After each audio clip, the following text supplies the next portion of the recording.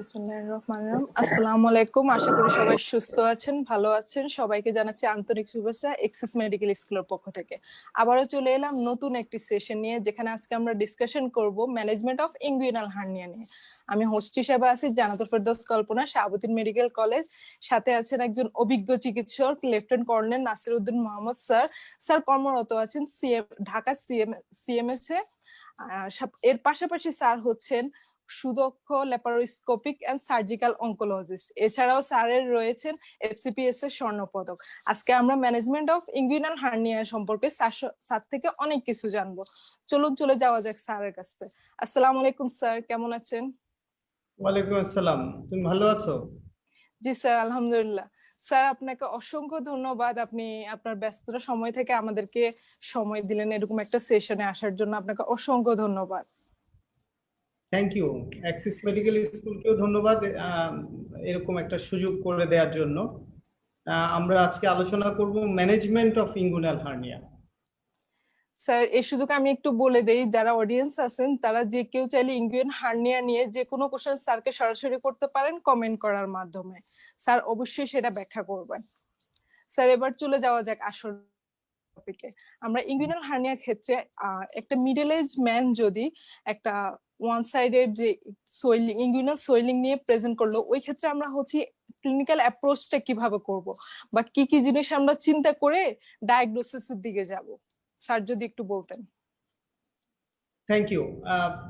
একজন middle age man around 40 or 50 present to us with a complaint of swelling in the groin or inguinal region. Okay, so first we have to think the differential diagnosis, যে এখানে আসলে differential diagnosis কি হতে পারে।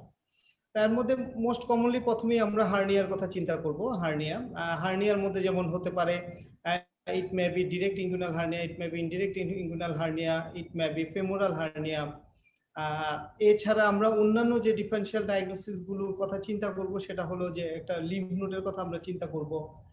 দেন আমরা স্কিনের যে কোনো ডিজিজ সোয়েলিং এর, soft tissue swelling origin from the skin, এটা আমরা আমাদের একটা থার্ড চিন্তা আসবে। যেমন লাইপোমা হতে পারে, সিবাসিয়াস সিস্ট হতে পারে, অন্য যে কোনো কিছু হতে পারে। আর আরেকটা গুরুত্বপূর্ণ হলো সেফানাভেরিক্স। ওকে, সো আমরা এই ডিফারেনশিয়াল ডায়াগনোসিস গুলো মাথায় রেখে আমরা পেশেন্টকে ক্লিনিক্যাল এক্সামিনেশন শুরু করব। এবং ক্লিনিক্যাল এক্সামিনেশনে হার্নিয়ার জন্য যেটা সবচেয়ে গুরুত্বপূর্ণ সেটা হলো visible and palpable cough impulse. Other আমরা যেভাবে হার্নিয়া এক্সামিনেশন শুরু করি সেভাবে হার্নিয়া এক্সামিনেশন করব। এবং হার্নিয়াটা আমরা ডায়াগনোসিস করার চেষ্টা করব ক্লিনিক্যালি, যেহেতু হার্নিয়া ম্যাক্সিমামই আমরা ক্লিনিক্যাল ডায়াগনোসিসের মাধ্যমেই আমরা বোঝার চেষ্টা করি। সো এটা কি ডিরেক্ট হার্নিয়া না ইনডিরেক্ট হার্নিয়া, হ্যাঁ, অথবা এটা কি ফিমোরাল হার্নিয়া কিনা। ডিরেক্ট অথবা ইনডিরেক্ট হার্নিয়া হলে এটা কি রিডিউসিবল অথবা ইরিডিউসিবল কিনা, এটা যদি, এবং কন্টেন্টটা কি আছে, এর মধ্যে কি ওমেন্টাম আছে না ইন্টেস্টাইন আছে।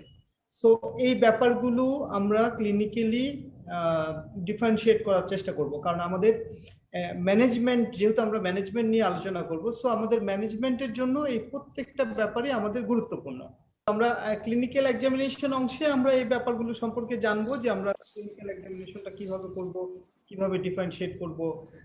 যেহেতু আমাদের আজকে আলোচনা management of inguinal hernia, so clinical examination বা এক্সামিনেশন রিলেটেড ব্যাপারগুলোতে আমি পুরোপুরি আজকে যাচ্ছি না, নিশ্চয়ই নেক্সট অন্যদিন এই ব্যাপারগুলো কথা হবে।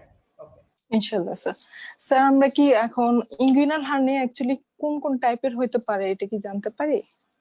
আচ্ছা, কোন কোন ধরনের ইনগুইনাল হার্নিয়া যখন আমরা এভাবে, স্যার যদি পরীক্ষাও আমাদেরকে জিজ্ঞাসা করে, এটা হলো যে মেডিকেল সায়েন্সে একটা ব্যাপার আমি সবাইকে বলবো যে মনে রাখার জন্য, যে যখন কোনো কিছু এভাবে জিজ্ঞাসা করা হবে হোয়াট ইজ দ্য টাইপ, এখন এই টাইপগুলো কিন্তু আমরা বিভিন্ন কিছুর উপর নির্ভর করে আমরা করতে পারি, অথবা ক্লাসিফিকেশন যখন জিজ্ঞাসা করা হবে তখন আমরা এই ব্যাপারগুলো আমরা এক একটা সিচুয়েশনের উপর নির্ভর করে আমরা এই ক্লাসিফিকেশন গুলো করে থাকি। যেমন ইনগুইনাল হার্নিয়া নিয়ে আমার বেলিয়ান লাভ সেশনে যখন আমি আলোচনা করেছি, তখনও আমি এই ক্লাসিফিকেশন গুলো বলেছি। যেমন এর মধ্যে একটা হতে পারে ডিরেক্ট ইনগুইনাল হার্নিয়া, একটা হতে পারে ইনডিরেক্ট ইনগুইনাল হার্নিয়া। এটা হলো মোস্ট কমন ক্লাসিফিকেশন। এছাড়া কিছু হতে পারে, যেহেতু আমরা ম্যানেজমেন্ট নিয়ে কথা বলবো, সো আমাদের কিছু হতে পারে ক্লিনিক্যাল ক্লাসিফিকেশন। ক্লিনিক্যাল ক্লাসিফিকেশনের মধ্যে যেমন হতে পারে একটা হলো রিডিউসিবল হার্নিয়া, একটা হলো ইরিডিউসিবল হার্নিয়া। নেক্সট আমাদের হতে পারে complete hernia, incomplete hernia. Next আমাদের হতে পারে আরো যদি জটিল সিচুয়েশন তৈরি হয়, অর্থাৎ আমাদের স্ট্রাঙ্গুলেটেড হার্নিয়া এবং অবস্ট্রাক্টেড হার্নিয়া, আর এছাড়াও হতে পারে ইনফাক্টেড হার্নিয়া অথবা গ্যাংগ্রিনাস হার্নিয়া। এর মধ্যে আমি একটা ব্যাপার এখানে সবার জন্য বলে রাখছি, যেটা নিয়ে অনেকেই কনফিউশন তৈরি করে, সেটা হলো অবস্ট্রাক্টেড হার্নিয়া এবং strangulated hernia. Okay, this reference is from Bailey and Love's. So Bailey and লাভসে কি বলা আছে, অবস্ট্রাক্টেড হার্নিয়া মানে যে ইনগুনাল হার্নিয়ার মধ্যে কন্টেন্ট হবে intestinal intestine. It may be small intestine, it may be large intestine. Most commonly small intestine. এটাকে আমরা বলি enterosil. সো যখন একটা ইনগুইনাল হার্নিয়া এন্টেরোসিল হবে, অর্থাৎ ইন্টেস্টাইন থাকবে, এবং সেই ইন্টেস্টাইন যখন অবস্ট্রাকশন হবে, then it is a obstructed hernia. Okay, আর স্ট্রাঙ্গুলেটেড মানে হলো কম্প্রোমাইজ অফ ব্লাড সাপ্লাই, অর্থাৎ যেখানে ব্লাড সাপ্লাইটা কম্প্রোমাইজ হয়ে গেছে। সো একটা হার্নিয়া, এটা হলো এটার মধ্যে ওমেন্টাম হতে পারে, তার মানে ওমেন্টোসিল হতে পারে, অথবা ইন্টেস্টাইন হতে পারে, অর্থাৎ অ্যান্টেরোসিল হতে পারে। তখন যদি কমপ্লিকেশনের জন্য তার মধ্যে ব্লাড সাপ্লাইয়ের কোনো কম্প্রোমাইজ হয়, তখন আমরা তাকে বলবো স্ট্রাঙ্গুলেটেড হার্নিয়া। এবং স্ট্রাঙ্গুলেশনের ফলে যদি ইসকিমিয়া এবং গ্যাংগ্রিন হয়, তখন আমরা বলবো এটা গ্যাংগ্রিনাস হার্নিয়া। সো এন্টেরোসিল অর্থাৎ যেখানে ইন্টেস্টাইন আছে, এই ধরনের হার্নিয়ার ক্ষেত্রে এটা অবস্ট্রাক্টেড হার্নিয়া হতে পারে, এটা স্ট্রাঙ্গুলেটেড হার্নিয়া হতে পারে। কিন্তু যখন ওমেন্টাম থাকবে, তখন এটা অবস্ট্রাক্টেড হার্নিয়া হওয়ার আর কোনো সুযোগ নাই, কারণ এখানে ইন্টেস্টাইনাল অবস্ট্রাকশন হওয়ার আর কোনো সুযোগ থাকছে না। সো সেক্ষেত্রে শুধু স্ট্রাঙ্গুলেটেড হার্নিয়া হবে। হ্যাঁ, সো অবস্ট্রাক্টেড হার্নিয়া তখন যখন হবে, তখন তার ইন্টেস্টাইনাল অবস্ট্রাকশনের সকল ফিচার পাওয়া যাবে।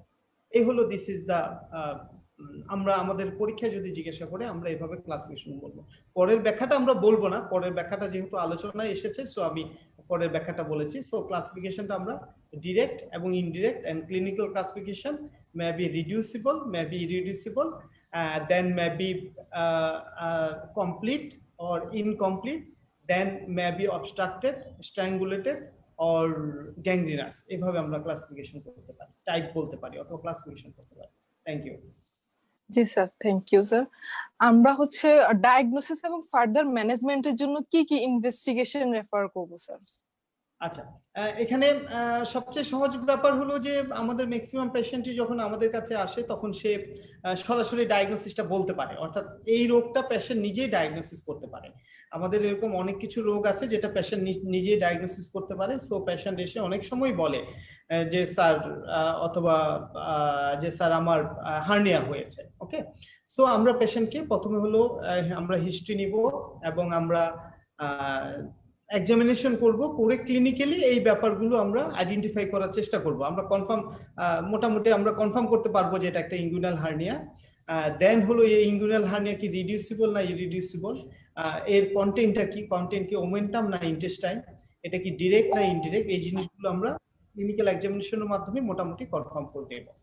তো আমাদের হার্নিয়া ডায়াগনোসিসের জন্য এটা বেলিয়ান লাভসে মানে বেশ কয়েকবার লেখা আছে যে ডায়াগনোসিসের জন্য আমাদের কোনো ইনভেস্টিগেশনের প্রয়োজন নাই। কিন্তু যেহেতু আমরা এই পেশেন্টকে একটা সার্জারি ট্রিটমেন্ট করব, সো আমরা পেশেন্টকে ফার্স্ট ভিজিটেই আমরা পেশেন্টের সঙ্গে এই ব্যাপারটা নিয়ে আলোচনা করব, করে তার অ্যানাস্থেসিক ম্যানেজমেন্টের জন্য, অর্থাৎ অ্যানাস্থেসিয়া ফিটনেসের জন্য আমরা যে ইনভেস্টিগেশন গুলো সেগুলো আমরা দেব। কিন্তু যদি কোনো কারণে আমরা বুঝতে না পারি যে এটা আসলে হার্নিয়া কিনা, বা অন্যান্য differential diagnosis, mainly lymph node যখন আমরা ডিফারেন্সিয়েট করব, তখন আমরা একটা আল্ট্রাসোনোগ্রাফি অ্যাডভাইস করতে পারি। জি স্যার, ধন্যবাদ। স্যার, আমরা হচ্ছে ডায়াগনোসিসের পরে পেশেন্টকে ট্রিটমেন্ট অ্যাডভাইস কি দিব? আচ্ছা, তার আগে আমি একটা ব্যাপার, গুরুত্বপূর্ণ একটা জিনিস বলে থাকি, সেটা হলো অ্যানাস্থেসিয়া ফিটনেসের ইনভেস্টিগেশন। অ্যানাস্থেসিয়া ফিটনেসের ইনভেস্টিগেশন কি কি, আমি সাধারণত আঙ্গুলে গুনে গুনে আমি ইনভেস্টিগেশন লেখার চেষ্টা করি। ওকে, যেমন পেশেন্ট যদি হয়, আমি ফার্স্ট হলো সিবিসি, দেন হলো chest X-ray, urinary, serum creatinine, blood grouping, RBS, then পেশেন্টের এইজ অনুযায়ী ইসিজি এবং চেস্ট এক্সরে। সো এইভাবে আমরা সবসময় গুনে রাখবো। আমার সাধারণত এখানে 8টা ইনভেস্টিগেশন হবে। সো আমি যদি আবার গুনি, ফার্স্ট হলো আমার সিবিসি, দেন হলো urine R E, serum creatinine, RBS, chest X-ray, ECG, blood grouping. আর কি মিস করলাম? Serum creatinine. সো এইভাবে আমার 8টা ইনভেস্টিগেশন হবে। সো এটা আমরা সবসময় মনে রাখবো যে আমরা যে কোনো সার্জারিতে যাওয়ার আগে আমাদের এই হলো বেসিক ইনভেস্টিগেশন। ওকে, আমরা এর কোনো ইনভেস্টিগেশন যেন আমাদের কোনোভাবে বাদ না পড়ে। তার মধ্যে আমাদের অবশ্যই ব্লাড গ্রুপিংটা যোগ করতে হবে। নেক্সট তুমি জানতে চাচ্ছিলা যে আমরা কি কি ধরনের ট্রিটমেন্ট অ্যাডভাইস করব পেশেন্টকে। আমরা জানি যে হার্নিয়ার, ইনগুইনাল হার্নিয়ার main modalities of treatment is surgery. So আমরা পেশেন্টকে সার্জারি অ্যাডভাইস করব। ওকে, দেন স্যার জি স্যার বলুন। কোন ধরনের সার্জারি আমরা করব পেশেন্টের, সেটা নিয়ে আমরা পেশেন্টকে একটা অফার দিতে পারি যে আমরা কি ওপেন সার্জারি করব না ল্যাপারোস্কোপিক সার্জারি করব। এটা একটা অপশন থাকতে পারে। আদারওয়াইজ আমরা পেশেন্টকে সার্জিক্যাল ট্রিটমেন্টের অ্যাডভাইস করব। জি স্যার, থ্যাংক ইউ। স্যার হার্নিয়ার ক্ষেত্রে কি অলওয়েজ ট্রিটমেন্ট অফ অপশন শুধুই মাত্র সার্জারি ছাড়া কি কখনো পসিবল নরমাল ট্রিটমেন্টে? Interesting question. ওকে, এবং আমাদের এটা যে কোনো পরীক্ষার জন্য মনে রাখতে হবে এবং ব্যক্তিগত জীবনেও যখন আমরা সার্জারি প্র্যাকটিস করব তখন আমাদের মনে রাখতে হবে। ওকে, ওই যে কথায় আছে না, গুড সার্জন নো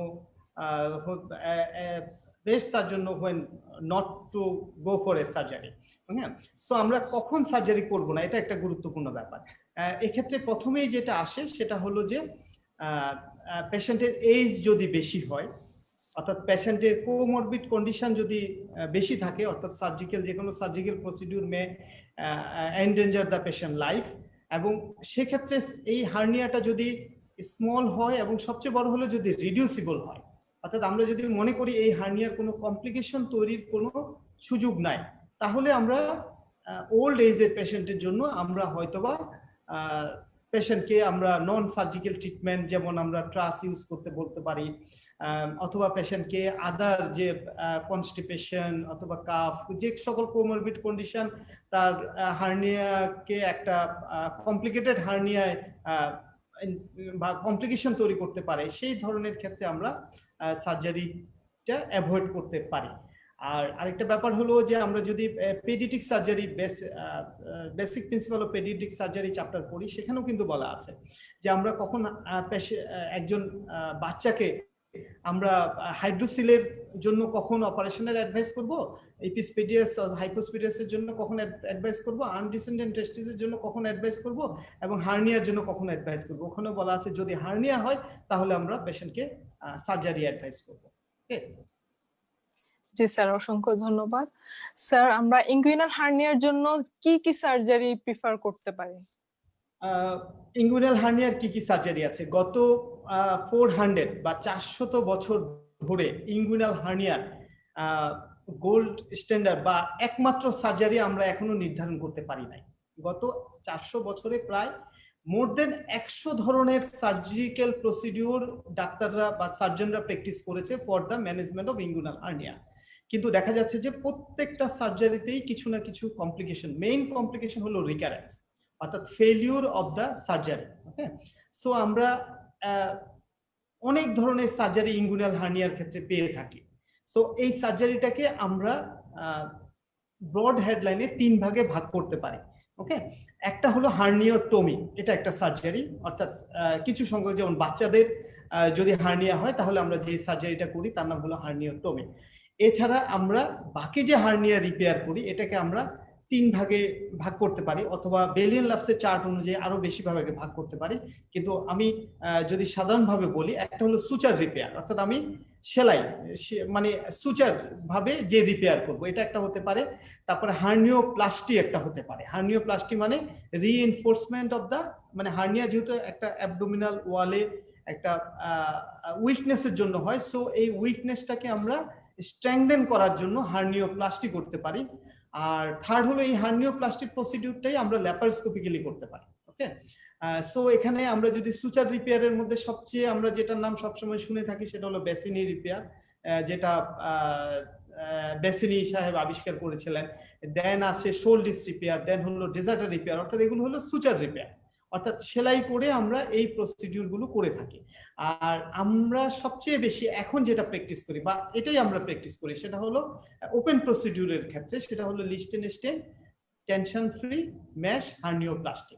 সো আমরা হার্নিয়ার সার্জিক্যাল ট্রিটমেন্ট যখন বলবো তখন আমরা এই শব্দগুলো এভাবে শিখে রাখবো, এবং আমরা থার্ড ইয়ারে এটা শিখবো এবং এটা আমরা সারা জীবন এই শব্দটাই ব্যবহার করব, যে এটা যিনি আবিষ্কার করেছেন লিস্টেনস্টেইন, এটার উচ্চারণ হয়তো কিছুটা চেঞ্জ হতে পারে যেহেতু উনি জার্মান ভদ্রলোক, ওকে। এটা আর বাকিটা হলো এটা একটা টেনশন ফ্রি প্রসিডিউর এবং এটা একটা ম্যাশ হার্নিওপ্লাস্টি, অর্থাৎ আমরা এখানে এক ধরনের ম্যাশ বা জাল ব্যবহার করি এবং মেইন যে সার্জিক্যাল প্রসিডিউর তার নাম হলো হার্নিওপ্লাস্টি। হ্যাঁ, আর যদি আমরা ল্যাপারোস্কোপি করি তাহলে দুই ধরনের প্রসিডিউর আছে, টিএপিপি এবং টিইপি। স্যার কমনলি ইউজ প্রসিডিউর কোনটি? মোস্ট কমন প্রসিডিউর গুলো যেহেতু একটু ল্যাপারোস্কোপিক সার্জারিটা একটু টেকনিক্যাল এক্সপার্টিসের ব্যাপার আছে, ওকে, আমি সাধারণত ল্যাপারোস্কোপিক্যালি করে থাকি। এছাড়া হলো মেইনলি সবচেয়ে বেশি যেটা করা হয় সেটা হলো open procedure, open, Lichtenstein, tension free, mesh, hernioplasty. Sir কোন ধরনের mesh or suture material use করা হয় হার্নিয়ার অপারেশনে? আমরা যদি প্রথম থেকে শুরু করি, আমরা প্রথমে ইনসিশন দিব। ইনসিশন হলো আমরা এই ইনগুইনাল লিগামেন্টের উপরে প্যারালালি দিতে পারি অথবা স্কিন কিস ইনসিশন দিতে পারি। দেন আমরা এক্সটার্নাল অবলিকটা ডিভাইড করব। দেন আমরা স্পারমাটিক কর্ডটা আইডেন্টিফাই করব। দেন আমরা হার্নিয়ার টাইপের উপর নির্ভর করে, অর্থাৎ যদি আমাদের ইনডিরেক্ট হার্নিয়া হয়, হ্যাঁ, তাহলে আমরা বুঝবো যে এটা ডিপ রিং দিয়ে স্পারমাটিক কর্ডের ভিতর দিয়ে স্কুটামের দিকে যাবে, ওকে। সো আমরা সেক্ষেত্রে আর যদি ডিরেক্ট হার্নিয়া হয় তাহলে এটা হ্যাসেলবেস ট্রায়াঙ্গেল দিয়ে এটা আসবে। সো আমরা আমাদের হার্নিয়ার স্যাক যেহেতু খুঁজতে হবে, সো ইনডিরেক্ট হার্নিয়া হলে আমাদের স্পারমাটিক কর্ডটা এক্সপ্লোরেশন করে সেখান থেকে হার্নিয়াল স্যাকটা আইডেন্টিফাই করতে হবে। আর যদি ডিরেক্ট ইনগুইনাল হার্নিয়া হয় তাহলে আমাদের স্যাকটা আমরা স্পারমাটিক কর্ডের ভিতরে পাবো না, সেপারেটলি পাবো। হ্যাঁ, এরপরে আমরা যেটা করব সেটা হলো যে স্যাক আমরা অ্যাবডোমেনের ভিতরে, অর্থাৎ এটাকে বলা হয় কন্টেন্ট রিডাকশন করে দেন আমরা ম্যাশ বসাবো। ম্যাশ বিভিন্ন ধরনের ম্যাশ বাজারে আছে, আমরা মোস্ট কমনলি ইউজ করি প্রোলিন ম্যাশ। প্রোলিন ম্যাশের মধ্যে আবার দামের বিভিন্ন পার্থক্য আছে। আবার একটা ব্যাপার মনে রাখতে হবে, যেমন যদি আমরা ইথিকনের ম্যাশ নেই তাহলে সেটা একটু দাম পড়ে, কিন্তু বাংলাদেশে অনেক ধরনের ডুপ্লিকেট ম্যাশ পাওয়া যায় অনেক সস্তায়, ওকে। সো আমরা ম্যাশ ব্যবহার করার জন্য এই ব্যাপারটা আমরা অবশ্যই খেয়াল রাখবো। হ্যাঁ, আর সুচার ম্যাটেরিয়ালের ব্যাপারে যদি আমরা বলি, ম্যাশ ফিক্সেশনের জন্য 30 প্রোলিন ইউজ করা হয়। তারপরে হলো এক্সটার্নাল অবলিক ক্লোজ করার জন্য আমরা সাধারণত বিগফিল ইউজ করি, আর স্কিনে আমরা যে কোনো কিছু ইউজ করতে পারি। এখন স্ট্যাপলারও ইউজ করা হয়। সিল্ক সাধারণত এখন আর ইউজ করা হয় না, ওকে। আমাদের দেশে যদিও কোথাও কোথাও সিল্ক ইউজ করে, কিন্তু সিল্ক আসলে ইউজ করা হয় না। We can use prolene to close the prolene or stapler to close the skin incision. ধন্যবাদ স্যার। স্যার আমাদেরকে কি আপনি একটু হার্নিওপ্লাস্টি, হার্নিওপ্লাস্টি, হার্নিওটমি এই জিনিসগুলো একটু এক্সপ্লেইন করে বুঝাবেন? অনেকেরই এই টাইপের জিনিসগুলোতে অনেক কনফিউশন থাকে, কোনটা মানে কি বোঝায়। ওকে, আমি যদি আসি, তোমার প্রথম কথা হলো হার্নিওটমি। টমি মানে হলো কোনো কিছু এক্সিশন করা, ওকে, যেমন অ্যাপেন্ডিসেক্টমি, ওকে, বা পলিসিস্টেক্টমি, ওকে। সো হার্নিওটমি যদি আমরা বলি, আমরা তো হার্নিয়া এক্সিশন করি না, হার্নিয়াতে যেটা হয় হার্নিয়া স্যাক এক্সিশন করি। হ্যাঁ, সো আমরা স্যাক যদি অনেক বড় হয় আমরা স্যাকের অ্যাক্সেস অংশটা এক্সিশন করে দেন আমরা সেই নেকের মধ্যে এটাকে ক্লোজ করে আমরা তখন যে সার্জারিটা করি এর নাম হলো হার্নিওটমি। সাধারণত বাচ্চাদের যে হার্নিয়াটা হয় অথবা কনজেনিটাল যে হার্নিয়াটা হয় এটা সাধারণত ইনডিরেক্ট ইনগুইনাল হার্নিয়া হয়। সো ইনডিরেক্ট ইনগুইনাল হার্নিয়ার ক্ষেত্রে মোস্ট কমনলি এই প্রসিডিউরটা করা হয়।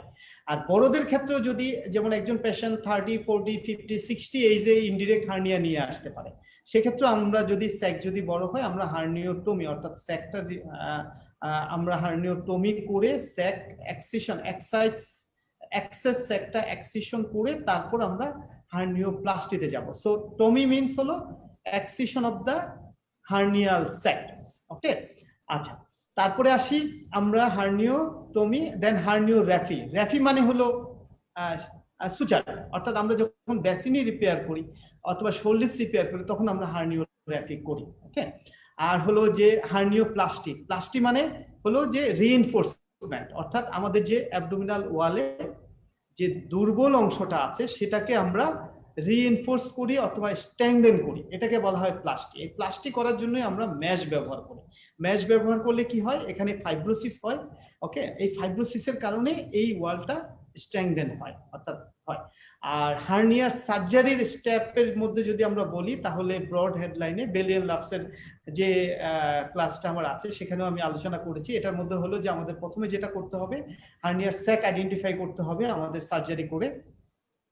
কিছুক্ষণ আগেই বলেছি, যদি ডিরেক্ট ইনগুইনাল হার্নিয়া হয় তাহলে আমরা ডিরেক্ট ইনগুইনাল হার্নিয়া স্যাক পেয়ে যাব, আর যদি ইনডিরেক্ট ইনগুইনাল হার্নিয়া হয় তাহলে আমাদের স্পারমাটিক কর্ডটা এক্সপ্লোর করতে হবে, করে ওখান থেকে স্যাক আইডেন্টিফাই করতে হবে। ওকে, সো সো হার্নিয়ার স্টেপের মধ্যে একটা গুরুত্বপূর্ণ অংশ হলো প্রথম আমরা স্যাক আইডেন্টিফিকেশন করব। দেন হলো যে আমরা এই স্যাকের মধ্যে যে কন্টেন্ট আছে তাকে আমরা রিডিউস করব, অর্থাৎ সেটা এই কন্টেন্টটা কোথা থেকে এসেছে, অ্যাবডোমেন থেকে। এটা ওমেন্টাম হতে পারে, এটা ইন্টেস্টাইন হতে পারে, অথবা অন্য কিছু হতে পারে। এই কন্টেন্টটা আমরা অ্যাবডোমিনাল ক্যাভিটিতে আবার ফেরত দেব, এটা হলো রিডিউস। দেন হলো যদি আমাদের এক্সেস স্যাক থাকে, স্যাকটা আমরা এক্সিশন করে নেকে এটা ক্লোজ করব, এটাকে আমরা বলবো হার্নিওটমি, সরি। দেন আমরা যেটা করব সেটা হলো যে আমরা এখানে ম্যাশ বসিয়ে অ্যাবডোমিনাল ওয়ালটাকে স্ট্রেংথেন করব, রিইনফোর্সমেন্ট করব, এটা হলো হার্নিও প্লাস্টি। দেন আমরা বাকি হার্নিয়ার সার্জারি যেভাবে আমরা ওপেন করেছিলাম সেভাবে আমরা ক্লোজ করে আসবো। আর যদি ল্যাপারোস্কোপিক পদ্ধতিতে করি তাহলে আমরা এটা হলো প্রিপেরিটোনিয়াল ম্যাশ বসিয়ে থাকি, ওটা ডিসেকশন করে পেরিটোনিয়ামটা আমাদের এনে পেরিটোনিয়ামের সামনে, অর্থাৎ অ্যাবডোমিনাল ওয়াল এবং পেরিটোনিয়ামের মাঝখানে ম্যাশ বসিয়ে দেন আমরা ট্র্যাকার দিয়ে ওটা ফিক্স করে থাকি। জি স্যার, ধন্যবাদ। স্যার, আমরা অপারেশন করার সময় আর কি কি জিনিস স্পেশালি খেয়াল রাখতে হবে, এমন কিছু আছে? স্পেশাল খেয়াল যদি আমি বলি তাহলে হলো প্রথমে হলো আমরা যেন কোনো ইনজুরি না করি, আমরা যেন কোনো ইনজুরি না করি। ওকে, এটা হলো সবচেয়ে বড় কথা। তার আগে প্রথম থেকে যদি বলি, আমি বলবো যে dissection must be done layer by layer, অর্থাৎ আমি যদি অ্যানাটমিকে, বডির অ্যানাটমিকে যদি রেসপেক্ট করি তাহলে আমার ব্লিডিং খুব কম হবে, খুবই কম, একদম মিনিমাম ব্লিডিং হবে। হ্যাঁ, সো এটা একটা বড় ব্যাপার। সো এটা আমরা খেয়াল করব যে আমরা যেন কোনো স্ট্রাকচার অ্যানাটমি যেন মিস না করি। হ্যাঁ, সো অ্যানাটমি অনুযায়ী মিক্স করে দেন বললাম যে কি করতে হবে, আমার স্যাক আইডেন্টিফাই করতে হবে। ওকে, স্যাক আইডেন্টিফাই করার সময় আমার যদি এটা যদি ইনডিরেক্ট ইনগুইনাল হার্নিয়া হয়, আমি যখন স্পারমাটিক কর্ড এক্সপ্লোর করব তখন যেন আমার ভাঁজ ডিফারেন্স অথবা আমার ভেসেল অথবা ভেইন কোনোটাই যেন ইনজুরি না হয়। দেন হলো আমার এখানে যে নার্ভ আছে সেই নার্ভগুলো যেন ইনজুরি না হয়। ওকে, দেন আমার যদি কন্টেন্টের মধ্যে ইন্টেস্টাইন থাকে তখন যেন আমার এই ইন্টেস্টাইন যেন ইনজুরি না হয়। মোমেন্টাম যদি থাকে, অনেক সময় অনেক বড় লার্জ অ্যামাউন্ট মোমেন্টাম থাকে, অ্যাক্সিশন করতে হয়, সেক্ষেত্রে আমরা এটাকে খুব মানে মেটিকুলাসলি করার চেষ্টা করব, এবং মোমেন্টামটা ফাইনালি যখন আমরা অ্যাবডোমেনে রিডিউস করব তখন আমরা এর মধ্যে যেন কোনো ব্লিডিং না হয়। তো এই প্রত্যেকটা জিনিস আমাদের মেটিকুলাসলি করতে হবে। দেন আমরা যখন ম্যাশটা যখন ফিক্স করব তখন ম্যাশের প্রথম যে আমরা বাইটটা দেব সেটা হলো পিউবিক টিউবারকেলের সঙ্গে। ওকে, আদার ম্যাশ যেন আমাদের ঠিকভাবে ফিক্সেশন করা হয়, অর্থাৎ পিউবিক টিউবারকেলের সঙ্গে যেন ফিক্সেশন করা হয়, আমার ইনগুইনাল লিগামেন্টের সঙ্গে যেন ফিক্সেশনটা হয়, এবং আমরা ম্যাশের মধ্যে একটা রিং তৈরি করব। এটা হলো মনে রাখার জন্য যে ম্যাশের মধ্যে যে রিংটা আমরা তৈরি করব এটা হলো আমাদের নতুন ডিপ রিং। হ্যাঁ, আমরা যখন ইনগুইনাল হার্নিয়া রিপেয়ার করব তখন ম্যাশে যে আমরা একটা রিং তৈরি করব সেটা হবে আমাদের ডিপ রিং, আর সুপারফিশিয়াল রিংটা আমরা পরে এক্সটার্নাল অবলিকের মধ্যে আবার আমরা এটা কিছুটা নতুন ফর্মে তৈরি করব। তো জি স্যার, ধন্যবাদ। জি injury sir. to the cord structure, injury to the vessel, injury to the nerve, bleeding, injury to the content, এই জিনিসগুলোর প্রতি আমরা অবশ্যই খেয়াল রাখবো। জি স্যার, ধন্যবাদ। স্যার, অপারেশনের সময় অথবা অপারেশনের পরে কি কি কমপ্লিকেশন হতে পারে?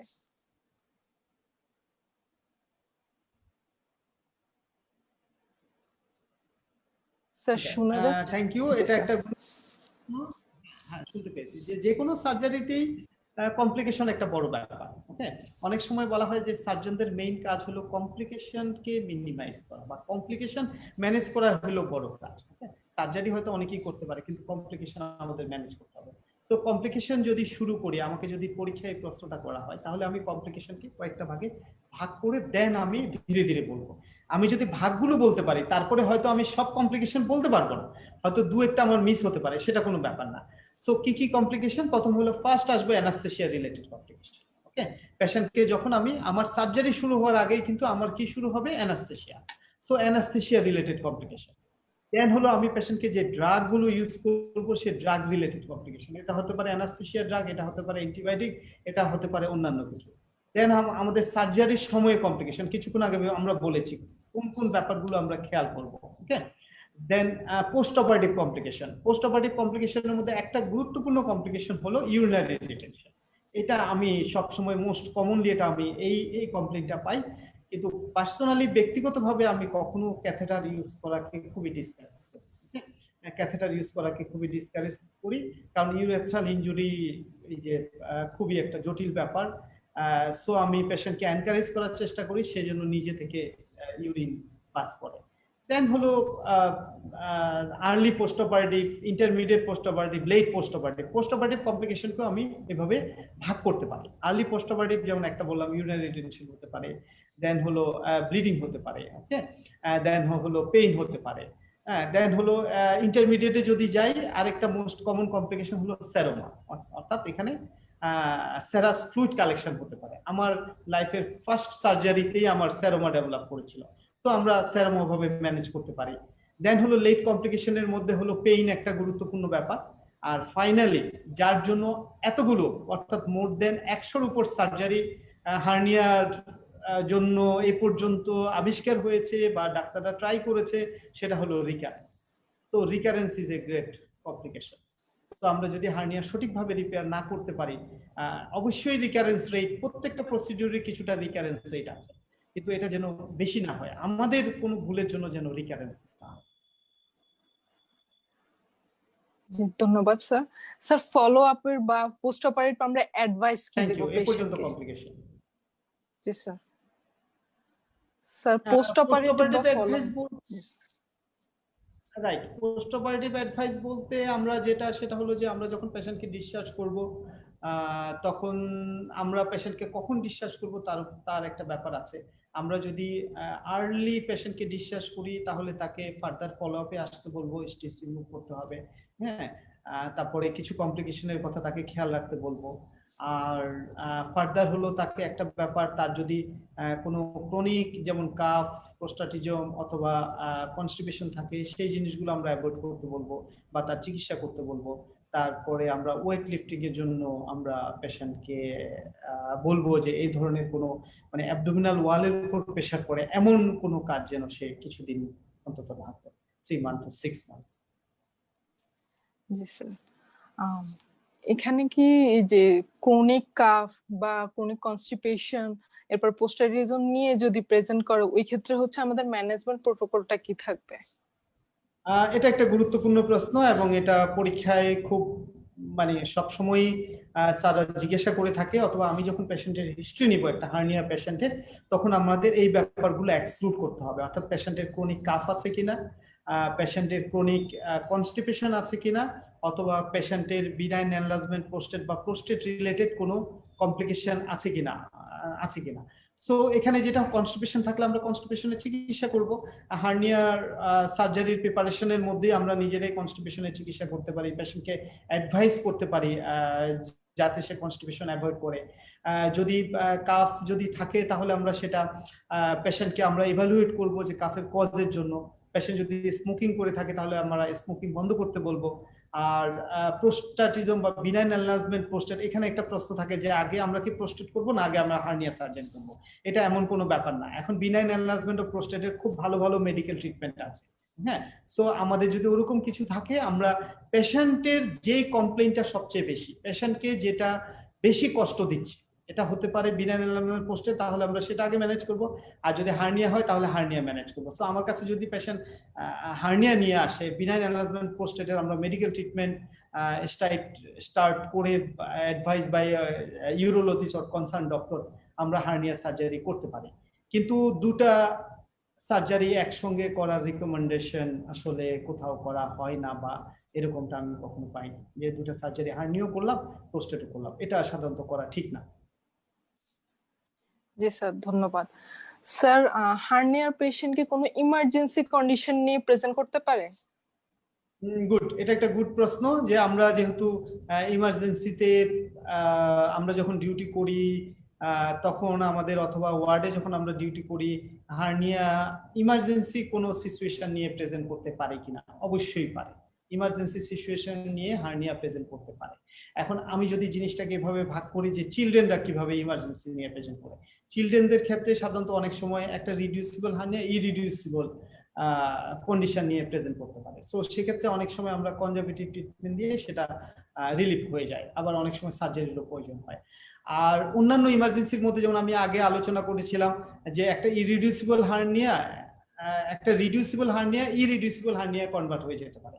ইরিডিউসিবল হওয়ার পরে সেখানে স্ট্র্যাঙ্গুলেশন হতে পারে, স্ট্র্যাঙ্গুলেটেড হার্নিয়া হিসেবে প্রেজেন্ট করতে পারে, অথবা সে ইন্টেস্টাইনাল অবস্ট্রাকশন হতে পারে, অর্থাৎ সে অবস্ট্রাক্টেড হার্নিয়া নিয়ে প্রেজেন্ট করতে পারে। সো হার্নিয়ার ক্ষেত্রে এই ধরনের ইমার্জেন্সি সিচুয়েশন নিয়ে হার্নিয়ার পেশেন্ট আমাদের কাছে প্রেজেন্ট করতে পারে। অর্থাৎ কি কি? একটা হলো ইরিডিউসিবিলিটি নিয়ে প্রেজেন্ট করতে পারে, একটা হলো স্ট্র্যাঙ্গুলেটেড হার্নিয়া নিয়ে প্রেজেন্ট করতে পারে, একটা হলো অবস্ট্রাক্টেড হার্নিয়া নিয়ে আমাদের কাছে প্রেজেন্ট করতে পারে। জি স্যার, ধন্যবাদ স্যার। স্যার, এই ক্ষেত্রে আমাদের ম্যানেজমেন্ট প্রোটোকলটা কি হবে ইমার্জেন্সি কেসে? যেহেতু ইমার্জেন্সি একটা সিচুয়েশন, সো ইমার্জেন্সি পেশেন্টকে আমাদেরকে হসপিটালাইজেশন করতে হবে। আমরা হসপিটালাইজেশনের অ্যাডভাইস করব।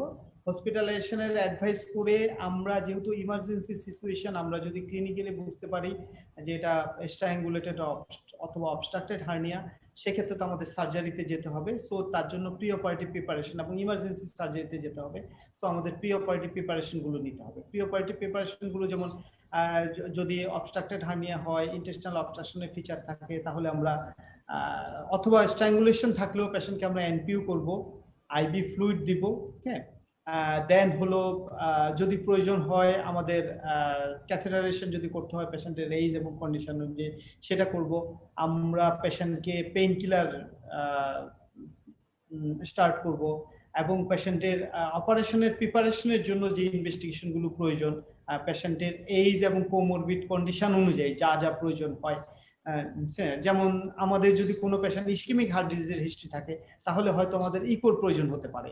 হ্যাঁ, আদারওয়াইজ যদি পেশেন্টের এইজ যদি 40-এর কম হয়, তাহলে আমাদের হয়তো ইসিজিও আমরা অ্যাভয়েড করতে পারি। সো আমাদের এই টোটাল প্রিপারেশনটা আমাদেরকে নিতে হবে। জি স্যার, ধন্যবাদ। স্যার, ইমার্জেন্সি হার্নিয়াল অপারেশন আর রুটিন হার্নিয়াল অপারেশনের মধ্যে ডিফারেন্সটা কি তাহলে? প্রথম ডিফারেন্স হলো যে রুটিন হার্নিয়া অপারেশনের জন্য আমি পেশেন্ট কাউন্সিলিং এবং পেশেন্টের আধার প্রিপারেশন, ম্যাশ চয়েস সবকিছুর জন্য আমি কিছুটা সময় পাবো। আর ইমার্জেন্সি যখন হবে তখন আমাকে এটা ইমার্জেন্সি হ্যান্ডেল করতে হবে।